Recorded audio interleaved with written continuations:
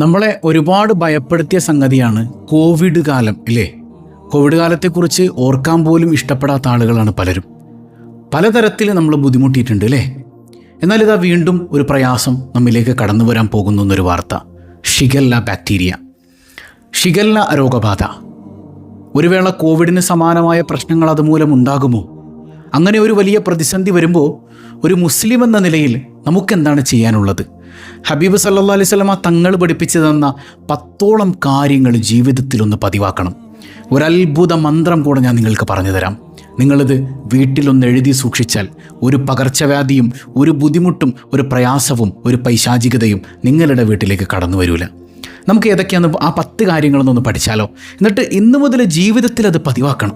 അല്ലാഹു റബ്ബുൽ ആലമീൻ എല്ലാ പകർച്ചവ്യാധികളിൽ നിന്നും, ഇത്തരം ബാക്ടീരിയൽ ഇൻഫെക്ഷനുകളിൽ നിന്നും, ബുദ്ധിമുട്ടുകളിൽ നിന്നും അള്ളാഹു നമുക്ക് കാവൽ നൽകട്ടെ. 1000 രൂപ സമ്മാനമായി ലഭിക്കുന്ന ചോദ്യം വീഡിയോയിലുണ്ട്. മുഴുവനായി കാണുക, ഉത്തരം കമൻറ്റ് ചെയ്യുക, നാമുമായി ബന്ധപ്പെട്ട എല്ലാവർക്കും എത്തിച്ചു കൊടുക്കുക. അള്ളാഹു ഖൈറും ബറക്കത്തും നൽകി അനുഗ്രഹിക്കുമാറാകട്ടെ. അസ്സലാമു അലൈക്കും വറഹ്മത്തുള്ളാഹി വബറകാതുഹു. എന്തൊക്കെയുണ്ട് എല്ലാവരുടെയും വിശേഷം? സന്തോഷമല്ലേ? എവിടെ പുഞ്ചിരിച്ചുകൊണ്ടൊരു ഹംദ് പറഞ്ഞ് അൽഹംദുലില്ലാഹി റബ്ബിൽ ആലമീൻ. മാഷാ അല്ലാഹ്. ഈ ഒരു ഹംദിൻ്റെ ബറക്കത്ത് കൊണ്ട് ഹൃദ്യമായൊരു പ്രഭാതവും അതിമനോഹരമായൊരു ദിവസവും സമ്മാനമായി തന്ന് കരുണക്കടലായ നാഥൻ നമ്മെ അനുഗ്രഹിക്കുമാറാകട്ടെ. എല്ലാവരും ഹാപ്പി അല്ലേ? എപ്പോഴും ഈ ഒരു ഹാപ്പിനെസ് സ്വബാഹുൽ ഖൈർ നിമിത്തം അള്ളാഹു നിലനിർത്തി തരുമാറാകട്ടെ. പിന്നെ നമ്മൾ പറഞ്ഞതുപോലെ ഷിഗല്ല കടന്നു വരുന്നുണ്ട്. നല്ല നല്ല പേരുകളൊക്കെയാണല്ലേ. ഷിഗല്ല എന്ന് പറയുന്നത് കൊറോണ പോലൊരു വൈറസ് അല്ല. ഇതൊരു വൈറസ് അല്ല, ഇതൊരു ബാക്ടീരിയയാണ്. ഒരു മാരകമായ വില്ലൻ തന്നെയാണ് ആൾ. ഇപ്പോൾ കോഴിക്കോട് 4 വയസ്സ് മാത്രം പ്രായമുള്ളൊരു കുട്ടി മരണപ്പെട്ടത്, കഴിഞ്ഞ ദിവസം മരണപ്പെട്ടത് ഷിഗല്ല ബാധിച്ചിട്ടാണെന്ന് പറയുന്നുണ്ട്. കഴിഞ്ഞ കൊല്ലം ഷിഗല്ല പ്രത്യക്ഷപ്പെട്ടതിൻ്റെ ഇരട്ടിയിലധികം ആളുകൾക്ക് ഇത്തവണ ഈ ബാക്ടീരിയ പിടിപെട്ടിട്ടുണ്ട്, ബാക്ടീരിയയുടെ ഉപദ്രവം പിടിപെട്ടിട്ടുണ്ട്. അപ്പോൾ ഇതിന് എന്താണ് ഈ ഷിഗല്ല എന്ന് പറയുന്നത്? ഇത് നമ്മുടെ വയറിനെയും അതുപോലെ തന്നെ കുടലിനെയൊക്കെ ബാധിക്കുന്ന ഒരു തരം ബാക്ടീരിയയാണ്. സാധാരണ കാണുന്നത് പോലെയുള്ളൊരു വയറിളക്കമല്ല. ഇത് മൂർച്ഛിച്ചാൽ കുട്ടികളുടെ തലച്ചോറിനെ വരെ ബാധിക്കും. നമ്മുടെ ശരീരത്തിൽ വെള്ളത്തിൻ്റെ അളവ് മുഴുവൻ ഇല്ലാതായി മരണത്തിലേക്ക് പോലും എത്തിക്കാൻ കഴിയുന്നൊരു സാധനമാണ് ഈ ഷിഗല്ല എന്ന് പറയുന്നത്. ഇതെവിടെ നിന്നാണ് വരുന്നതെന്ന് വെച്ചാൽ മലിനമായ ജലം ഇല്ലേ? വളരെ മോശം വെള്ളം കുടിക്കുന്ന ആളുകളൊക്കെ ഉണ്ടെങ്കിൽ വളരെ സൂക്ഷിക്കണം കേട്ടോ. നമ്മളൊരു ഹോട്ടലിൽ പോയിട്ട് ചൂടാക്കാതെ സാധാരണ വെള്ളം, ബോട്ടിൽ വാട്ടർ അല്ലാതെ അവർ കൊണ്ടുവന്ന് വെക്കുന്ന വെള്ളമൊക്കെ ഒഴിവാക്കണമെന്നാണ് ഇപ്പോൾ സർക്കാരിൻ്റെ നിർദ്ദേശം പോലും. ഇപ്പോൾ വളരെയധികം സൂക്ഷിക്കണം. അതുപോലെ തന്നെ കേടായ ഭക്ഷണങ്ങളൊന്നും തന്നെ കഴിക്കാൻ പാടില്ല. അതുപോലെ വൃത്തിയില്ലാത്ത സ്ഥലങ്ങളിൽ നിന്നൊക്കെ ഈ ജ്യൂസും മറ്റ് കാര്യങ്ങളൊന്നും വാങ്ങി കുടിക്കാൻ പാടില്ല. അതിൽ വളരെ വളരെ സൂക്ഷിക്കേണ്ട ഒരു സംഗതിയുണ്ട്. പിന്നെ നമ്മൾ ഈ പഴകിയ ഭക്ഷണങ്ങളൊന്നും കഴിക്കരുത്. ഓരോ ഭക്ഷണത്തിനും ഇപ്പോൾ ഷെൽഫിൽ വെക്കുകയാണെങ്കിലും ഫ്രിഡ്ജിൽ വെക്കുകയാണെങ്കിലും അതിനൊക്കെ ഒരു ലൈഫുണ്ട്. അതിന് ചീത്ത മണം ഉണ്ടായില്ല എന്ന് പറഞ്ഞിട്ട് നമ്മളതങ്ങനെ കഴിക്കാൻ പാടില്ല. മനസ്സിലാവുന്നുണ്ടോ? അപ്പോൾ പഴകിയ ഭക്ഷണങ്ങൾ കൺസ്യൂം ചെയ്യാതിരിക്കുക. അതുപോലെ തന്നെ ഈ മയോണൈസ് പോലുള്ള സംഗതിയൊക്കെ ഫ്രിഡ്ജിൽ വെച്ചിട്ട് പിറ്റേന്നെടുത്ത് കഴിക്കുന്ന ആളുകളൊക്കെ ഉണ്ട്. അത് ഭയങ്കര വിഷമാണ്. ഇപ്പോൾ നമ്മളൊരു ഷവർമ വാങ്ങുമ്പോൾ തന്നെ അതിലെഴുതിയിട്ടുണ്ടാകും 1 മണിക്കൂറിനകത്ത് ഇത് കഴിക്കണം. അപ്പോൾ അങ്ങനെ എഴുതിയിട്ടുണ്ടെങ്കിൽ തന്നെ 1 മണിക്കൂർ കഴിഞ്ഞ് എന്തെങ്കിലും ഒരു പ്രയാസം വന്നാലും അവർക്ക് ഉത്തരവാദിത്വമില്ല. അപ്പം മയോണൈസ് എന്നൊക്കെ പറയുന്നത് അത്രമേൽ ഈ മുട്ടയും അതുപോലെ എണ്ണയും ഒക്കെ ധാരാളം മിക്സ് ചെയ്തുണ്ടാക്കുന്നൊരു സാധനമാണ്. മനസ്സിലാവുന്നുണ്ടോ? അപ്പോൾ അതിലൂടെ ഒരുപാട് ബാക്ടീരിയൽ ഇൻഫെക്ഷൻസ് ഉണ്ടാകാനും ഈ ഷിഗല്ല തന്നെ ഉണ്ടാകാനും അതിലൂടെ ഒരുപാട് പ്രയാസങ്ങൾ ഉണ്ടാകാനും ഒക്കെ കാരണമാകുമെന്ന് ഗവൺമെൻറ് സെക്ടറുകൾ തന്നെ നമുക്ക് പഠിപ്പിച്ചു തരികയാണ്. ഇനി ഈ ഒരു ബാക്ടീരിയ ശരീരത്തിൽ പ്രവേശിച്ച് തുടങ്ങിക്കഴിഞ്ഞാൽ ഒരു 3 ദിവസം കഴിഞ്ഞാലാണ് ഇതിൻ്റെ ലക്ഷണങ്ങൾ പിടിപെടാൻ തുടങ്ങുക. ഇപ്പോൾ ഏറ്റവും പ്രധാനപ്പെട്ട ലക്ഷണം എന്ന് പറയുന്നത് ശക്തമായ പനിയാണ്. ശക്തമായ പനിയും വയറുവേദനയും, അതിശക്തമായ പനിയും വയറുവേദനയും ഉണ്ടെങ്കിൽ നമ്മൾ വെച്ചുകൊണ്ടിരിക്കരുത്, ഡോക്ടറെ പോയി കാണിക്കണം. അതുപോലെ തന്നെ തുടർച്ചയായ വയറിളക്കം, ഛർദി, സാധാരണ പോലെയല്ല, വയറ്റിൽ നിന്ന് പോകുമ്പോൾ ആ മലത്തിൻ്റെ അംശത്തിൽ രക്തം കാണുന്നൊരവസ്ഥയും കൂടെ ഉണ്ടെങ്കിൽ എത്രയും പെട്ടെന്ന് ഡോക്ടറെ കാണാം. അതോടൊപ്പം തന്നെ ഇങ്ങനൊരു സംഗതി ഉണ്ടെങ്കിൽ നമ്മുടെ ശരീരത്തിൽ പെട്ടെന്ന് ഡീഹൈഡ്രേഷൻ സംഭവിക്കും, വെള്ളം ഇല്ലാതെയാകും. അപ്പോൾ അതുകൊണ്ട് തന്നെ ORSഉം അതുപോലെ നല്ല ഉപ്പിട്ട കഞ്ഞിയൊക്കെ ധാരാളം ഈ സംഗതി വന്നാൽ തന്നെ നമ്മൾ ഉടനെ കുടിക്കണം എന്നുകൂടെ ഞാൻ നിർത്തുകയാണ്. അപ്പോൾ ഇവിടെ നമുക്ക് ഹബീബായ സയ്യിദുനാ റസൂലുള്ളാഹി സ്വല്ലല്ലാഹു അലൈഹി വസല്ലം തങ്ങൾ പഠിപ്പിച്ചു തരുന്ന ചില കാര്യങ്ങളുണ്ട്. ഇപ്പോൾ ഒരു ഇസ്ലാമിനെ സംബന്ധിച്ചിടത്തോളം പരാമർശിക്കാതെ പോയ ഒരു വിഷയം ഇവിടെ ഇല്ല അല്ലേ? അപ്പോൾ ഇസ്ലാം പഠിപ്പിക്കുന്ന ഹബീബായ സല്ലല്ലാഹു അലൈഹി വസല്ലമ തങ്ങൾ പഠിപ്പിക്കുന്ന ചില കാര്യങ്ങൾ, ആ ഒരു 10 കാര്യം നമ്മുടെ ലൈഫിൽ ഉണ്ടാകണം. അതോടൊപ്പം ആത്മീയമായൊരു സംഗതി വേണ്ടേ, ചൊല്ലാനൊരു ദിക്റും എഴുതി വെക്കാനൊരു അത്ഭുത ദിക്റും കൂടെ ഞാൻ പറഞ്ഞുതരാം. നമ്മുടെ വീട്ടിൽ ഇൻഷാ അല്ലാഹ് റബ്ബിൻ്റെ തൗഫീഖ് കൊണ്ട് മാരകമായ രോഗങ്ങളിൽ നിന്ന്, അതുപോലെ തന്നെ വലിയ അപകടങ്ങളിൽ നിന്ന്, പകർച്ചവ്യാധികളിൽ നിന്ന്, കച്ചവട നഷ്ടങ്ങളിൽ നിന്ന്, മക്കൾ വഴികേടിലാകുന്നതിൽ നിന്നൊക്കെ ആ ദിക്ർ എഴുതി വെക്കുന്നതിലൂടെ കാവലാണെന്നാണ്. ഇൻഷാ അല്ലാഹ് അതെങ്ങനെയാണെന്നൊക്കെ നമുക്കൊന്ന് പഠിക്കാം. ഒന്നാമത് ഹബീബായ തങ്ങൾ തന്നെ പഠിപ്പിക്കുന്നുണ്ട്, അത്തൊഹൂർ ശത്രുൽ ഈമാൻ, ശുദ്ധി ഈമാനിൻ്റെ ഭാഗമാണെന്നാണ്. അപ്പോൾ ഈ ഒരു ശുചിത്വം ഉണ്ടാവുക, അടുക്കളയൊക്കെ അല്ലെങ്കിൽ ഈ അടുക്കളയുടെ ചുറ്റുഭാഗത്തുള്ള സ്ഥലങ്ങളൊക്കെ ഇങ്ങനെ വേസ്റ്റ് കുന്നുകൂട്ടിയിട്ടിട്ട് മോശം സ്മെല്ല് വരുന്നൊരവസ്ഥ നമ്മുടെ വീടിൻ്റെ ഭാഗത്തുണ്ടാകാൻ പാടില്ല. മനസ്സിലാവുന്നുണ്ടോ? അവിടെ എപ്പോഴും വൃത്തി ഉണ്ടാകണം. നമ്മൾ ഉണ്ടാക്കുന്ന ഭക്ഷണത്തിൽ എല്ലാം അവിടെ വാരി വലിച്ചിടുന്നൊരവസ്ഥ നമ്മുടെ വീട്ടിൽ ഉണ്ടാകാൻ പാടില്ല. അത് വളരെയധികം സൂക്ഷിക്കണം. അതുപോലെ തന്നെ രണ്ടാമത്തെ ഒരു കാര്യം, ഇപ്പോൾ ഡോക്ടേഴ്സ് തന്നെ പറഞ്ഞു തരുന്നുണ്ട്, ഭക്ഷണം കഴിക്കുന്നതിന് മുൻപ് കഴുകുക, ശേഷം എന്തായാലും നമ്മൾ കഴുകും അല്ലേ. എന്നാൽ സുന്നത്താണ് ഭക്ഷണത്തിന് മുൻപും ശേഷവും കൈ കഴുകുന്ന മനുഷ്യന് അള്ളാഹുവിൻ്റെ ഹബീബ് സല്ലല്ലാഹു അലൈഹി വസല്ലമ തങ്ങൾ പറയുന്നത് ജീവിതത്തിൽ ബറക്കത്ത് ഉണ്ടാവുന്നതാണ്. അപ്പോൾ നിങ്ങളുടെ ജീവിതത്തിൽ ബറക്കത്ത്, അള്ളാഹുവിൻ്റെ ഒരു നോട്ടം ഉണ്ടാകാനായിട്ട് മുത്തുനബിയുടെ ഈ സുന്നത്തെടുത്താൽ മതി. എന്താണത്? ഭക്ഷണം കഴിക്കുന്നതിന് മുൻപ് മുത്തുനബിയുടെ സുന്നത്താണെന്നുള്ള ബോധ്യത്തിൽ നന്നായി സോപ്പിട്ട് കഴുകുക. സോപ്പിട്ട് നന്നായി തന്നെ കഴുകണം. നമ്മൾ കൊറോണ കാലത്തൊക്കെ പഠിച്ചല്ലേ, നന്നായി കഴുകുക. ഭക്ഷണം കഴിച്ചതിന് ശേഷവും നന്നായി തന്നെ കഴുകുക. മൂന്നാമത്തത് ഭക്ഷണവും പാനീയങ്ങളും മൂടി വെക്കുക എന്നുള്ളതാണ്. ഹബീബായ സല്ലല്ലാഹു അലൈഹി വസല്ലമ തങ്ങൾ പറയുന്നുണ്ട്, നിങ്ങൾ പാത്രങ്ങൾ മൂടി വെക്കണം. വെള്ളം സൂക്ഷിക്കുന്ന പാത്രത്തിൻ്റെ വായ കെട്ടിവെക്കണം. കാരണം വർഷത്തിൽ ഒരു രാത്രി പകർച്ചവ്യാധികൾ ആകാശലോകത്ത് നിന്ന് ഇറങ്ങി വരും. അത് തുറന്നിരിക്കുന്ന എല്ലാ പാത്രങ്ങളിലേക്കും പ്രവേശിക്കുമെന്ന് മുഹമ്മദ് റസൂലുള്ളാഹി സ്വല്ലല്ലാഹു അലൈഹി വസല്ലം. അപ്പോൾ എപ്പോഴും അതെന്നാണ് നമുക്കറിയാൻ പാടില്ല അല്ലേ. അതിനിപ്പോൾ ഷിഗല്ലയാണോ കൊറോണയാണോ എന്താണ് നമുക്കറിയാൻ പാടില്ല ഒന്നും അല്ലേ. അപ്പോൾ നമ്മൾ എന്ത് ചെയ്യുക, അത് എല്ലാ പാത്രങ്ങളും ബിസ്മി ചൊല്ലി അങ്ങ് മൂടി വെച്ചേക്കാം. പ്രത്യേകിച്ച് രാത്രി സമയത്ത് ഹബീബായ തങ്ങൾ പറയാണ്, വാതിലടക്കി ആ പാത്രം മൂടി വെക്കുക. പാത്രങ്ങളൊന്നും തുറന്നിടരുത്. ഇനി നമ്മൾ ഈ ഡൈനിങ് ടേബിളിൽ തന്നെയാണെങ്കിലും നേരത്തെ കൊണ്ടുവന്ന് ഭക്ഷണത്തിൻ്റെ പാത്രങ്ങളൊക്കെ ഇങ്ങനെ തുറന്നു വെക്കുന്നൊരവസ്ഥ ഉണ്ടാകാൻ പാടില്ല. ഭക്ഷണം രാജാവാണ്, വൈകി വന്നാൽ മതി. നമ്മളാണ് ആദ്യം ഡൈനിങ് ടേബിളിൽ ഇരിക്കേണ്ടത്. നമ്മളിരുന്ന് റെഡിയായതിനു ശേഷം മാത്രം ഭക്ഷണം വിളമ്പുക. മനസ്സിലാവുന്നുണ്ട്? അതിൽ പരസ്പരം അങ്ങോട്ടും ഇങ്ങോട്ടൊക്കെ സഹായിക്കുക. അപ്പോൾ ഏതായാലും പാത്രങ്ങൾ തുറന്നു വെക്കുന്നൊരവസ്ഥ ഉണ്ടാകാൻ പാടില്ല എന്ന് മുഹമ്മദ് റസൂലുള്ളാഹി സ്വല്ലല്ലാഹു അലൈഹി വസല്ലം. നാലാമത്തത്, ഈ പാത്രത്തിലേക്ക് ശ്വാസം വിടാതിരിക്കാം. നമ്മൾ കുടിക്കുന്ന വെള്ളത്തിലോ അതുപോലെ തന്നെ കഴിക്കുന്ന ഭക്ഷണത്തിലേക്കൊക്കെ നമ്മുടെ ഈ ശ്വാസം അതിലേക്ക് ഊതാൻ പാടില്ല, അതിലേക്ക് അപ്പോൾ കടന്നു പോകാൻ പാടില്ല. ഇപ്പോൾ ഹബീബായ തങ്ങൾ പറയുന്നുണ്ട്, പാത്രത്തിലേക്ക് ശ്വാസം വിടുന്നതോ ഊതുന്നതോ നബി സല്ലല്ലാഹു അലൈഹി വസല്ലം തങ്ങൾ വിലക്കിയിരുന്നു. അപ്പോൾ ഒരു ചോദ്യം വരും, ഉസ്താദ് ഇപ്പം മന്ത്രിച്ച് ഊതുന്നതോ? അത് കുഴപ്പമില്ല, റസൂലുള്ളാഹി അങ്ങനെ ഊതി കാണിച്ചിട്ടുണ്ട്. അത് അള്ളാഹിൻ്റെ ദിക്ർ വരുമ്പോൾ അവിടെ ബാക്കിയല്ല ശൈത്താനും അവിടെ നിന്ന് പോയിക്കോളും. ഇതല്ല, നമ്മളിങ്ങനെ ചൂട് ഇങ്ങനെ ഊതി ഇഷ്ഫി എന്നല്ല ഇങ്ങനെയൊക്കെ ഊതി കുഞ്ഞുങ്ങൾക്ക് കൊടുക്കുന്നൊരു പതിവുണ്ട് നമുക്ക്. അതുപോലെ തന്നെ നമ്മുടെ ശ്വാസം, നമ്മൾ ഈ ചായ ഇങ്ങനെ കുടിക്കുന്ന സമയത്ത് മൂക്കിൽ നിന്നും വായിൽ നിന്നൊക്കെ ശ്വാസം ചായയുടെ പാത്രത്തിലേക്ക് പോകും. അതൊരിക്കലും ഉണ്ടാകാൻ പാടില്ല. അത് ഹബീബ് സല്ലല്ലാഹു അലൈഹി വസല്ലം തങ്ങൾ വിലക്കിയ ഒരു സംഗതി തന്നെയാണ്. അബൂ ദാവൂദിലെ ഹദീസ് കാണാവുന്നതാണ്. അഞ്ചാമത്തേത്, കെട്ടിക്കിടക്കുന്ന വെള്ളത്തിൽ മലമൂത്ര വിസർജനം നടത്തരുത്. മനസ്സിലായോ? ഹബീബ് സല്ലല്ലാഹു അലൈഹി വസല്ലം തങ്ങൾ കൃത്യമായിട്ട് പഠിപ്പിക്കുന്നുണ്ട്, ഒഴുക്കില്ലാതെ കെട്ടിക്കിടക്കുന്ന വെള്ളത്തിൽ നിങ്ങൾ മൂത്രമൊഴിക്കരുത്. അത് കാരണം അവിടെ ഒരു കെട്ടിക്കിടക്കുന്ന വെള്ളം എന്ന് പറഞ്ഞാൽ അത് എല്ലാ ബാക്ടീരിയയും പടരുന്നതിൻ്റെ ഉറവിടമാണ്. അപ്പോൾ അവിടെ പോയി മൂത്രം ഒഴിച്ചു കഴിഞ്ഞാൽ അതിൽ നിന്ന് പല ഇൻഫെക്ഷൻസും ബാക്ടീരിയൽ ഇൻഫെക്ഷൻസും ഒക്കെ ഉണ്ടാകാനായിട്ട് വളരെയധികം സാധ്യതയുണ്ട്. അപ്പോൾ ഈ പുറത്ത് റോഡിൻ്റെ സൈഡിലൊക്കെ നിന്ന് മൂത്രമൊഴിക്കുന്ന കുട്ടികൾ ഒരിക്കലും റോഡ് സൈഡിലും നിന്ന് മൂത്രമൊഴിക്കാൻ പാടില്ല കേട്ടോ. അങ്ങനെ ഒഴിക്കുന്ന കുട്ടികൾ തന്നെ പലപ്പോഴും വെള്ളക്കെട്ടിലൊക്കെ നിന്ന് മൂത്രമൊഴിക്കാറുണ്ട്. അത് ഭയങ്കര അപകടത്തിന് കാരണമാണ്.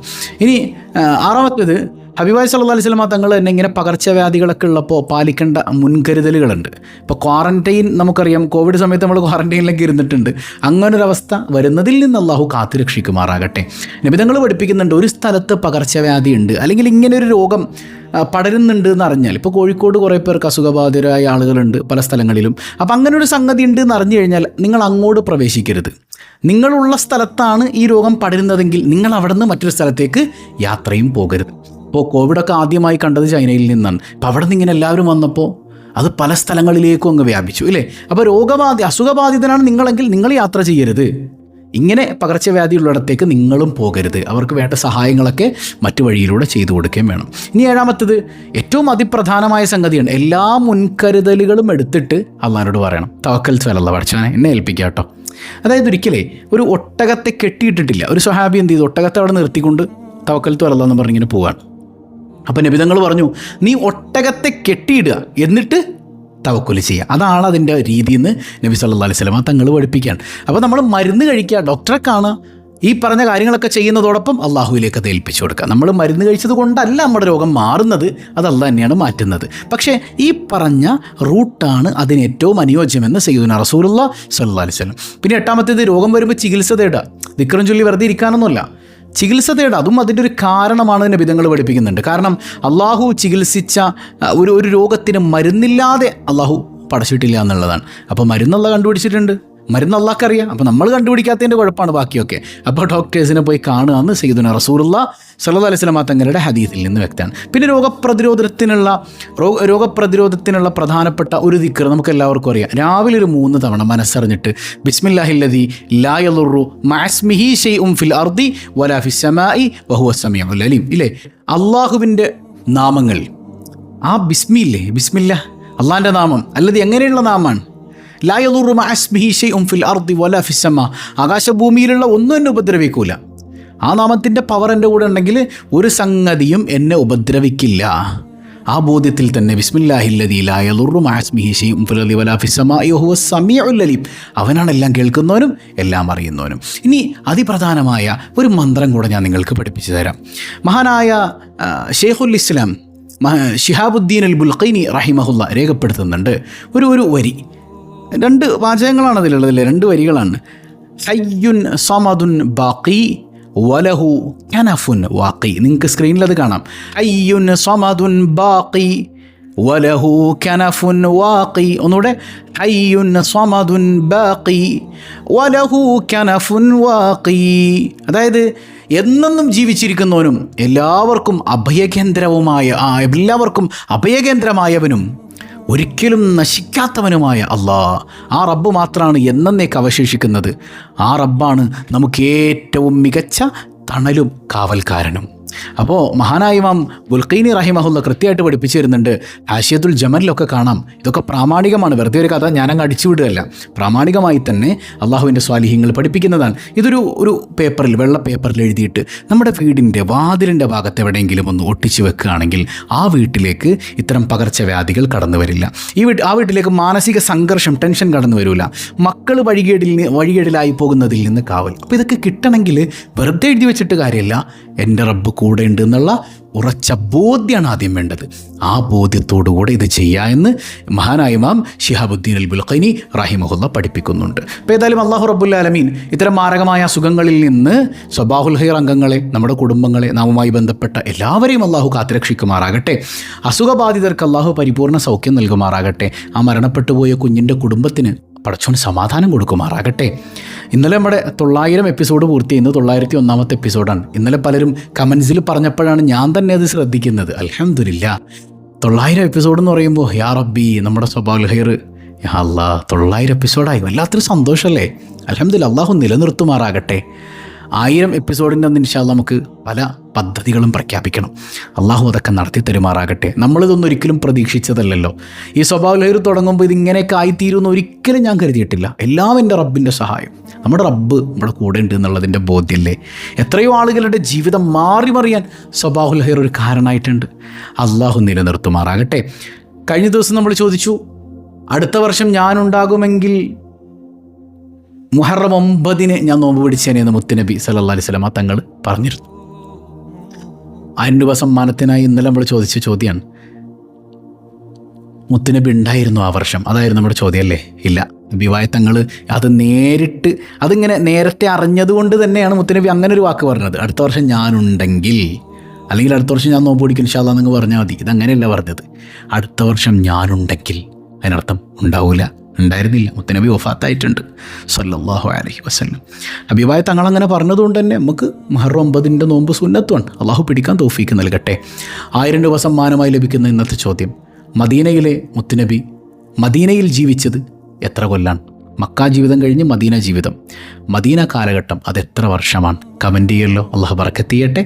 പതിവായി ചൊല്ലുന്ന ദിക്ർ സുബ്ഹാനല്ലാഹി വബിഹംദിഹി അദദ ഖൽഖിഹി വറിളാ നഫ്സിഹി വസിനത അർശിഹി വമിദാദ കലിമാതിഹി സുബ്ഹാനല്ലാഹി വബിഹംദിഹി അദദ ഖൽഖിഹി വറിളാ നഫ്സിഹി വസിനത അർശിഹി വമിദാദ കലിമാതിഹി സുബ്ഹാനല്ലാഹി വബിഹംദിഹി അദദ ഖൽഖിഹി വറിളാ നഫ്സിഹി വസിനത അർശിഹി വമിദാദ കലിമാതിഹി.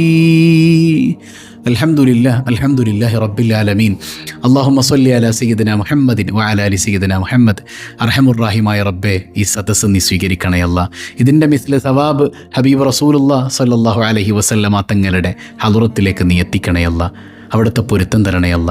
മാരക രോഗങ്ങളിൽ നിന്ന്, വൈറസുകളിൽ നിന്ന്, ബാക്ടീരിയകളിൽ നിന്ന്, പകർച്ചവ്യാധികളിൽ നിന്ന് നീ ഞങ്ങൾക്ക് കാവൽ തരണേ റബ്ബേ. നീ ഞങ്ങളെ കൈവടിയല്ലേ അല്ല.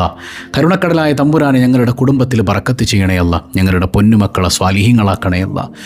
അവർക്ക് ഹൈറായ ഇടങ്ങളിൽ അഡ്മിഷൻ നൽകണേ അല്ല. പടച്ചോനെ, മക്കളെ നന്നാക്കണേ അല്ല. മാതാപിതാക്കൾക്കെതിരാകുന്ന മക്കളാക്കല്ലേ അല്ല.